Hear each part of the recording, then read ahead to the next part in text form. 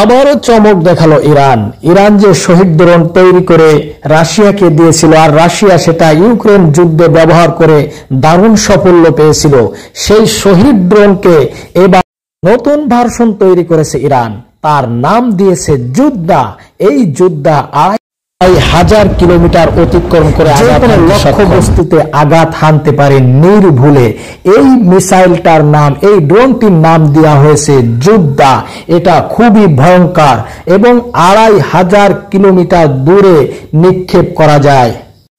ইরানের বিপ্লবী গার্ডে আরো নতুন নতুন সদস্য নিয়োগ দেওয়া হয়েছে।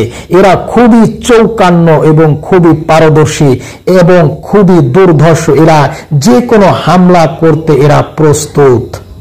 বিপ্লবী গার্ডের জন্য নতুন ভার্সন নিয়ে এসেছে ইরান।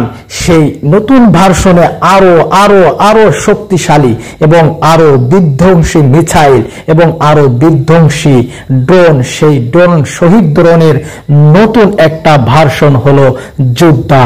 এই যোদ্ধা এতই ভয়ানক, যেখানে এই যোদ্ধা আঘাত হানে সেখানে মাটি একেবারে ৫০ ফুট পর্যন্ত মাটি গভীর হয়ে যায় এবং আশেপাশে যা থাকে সব তামা করে দেয়।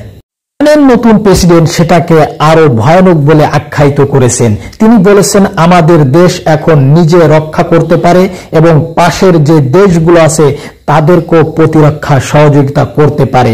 অর্থাৎ নিজের দেশকে হেফাজত করে সে অন্য দেশকেও হেফাজত করতে পারে। তাদের সমর ভান্ডারে এত ভয়ঙ্কর অস্ত্র জমা করেছে ইরান, কারণ তাদের বিপ্লবী গার্ড এবং অন্য যে শাখাগুলো আছে তারা আরো দুর্ধর্ষ হয়ে উঠেছে। এটা একটা নতুন মিসাইল ইরান তৈরি করেছে। এই মিসাইলটা এত দুর্ধর্ষ, শব্দের গতির থেকে ১৬ গুণ গতিতে এই মিসাইলটা ছুটতে পারে এবং যে কোনো লক্ষ্যবস্তুতে নির্দ্বিধায় আঘাত হানতে পারে।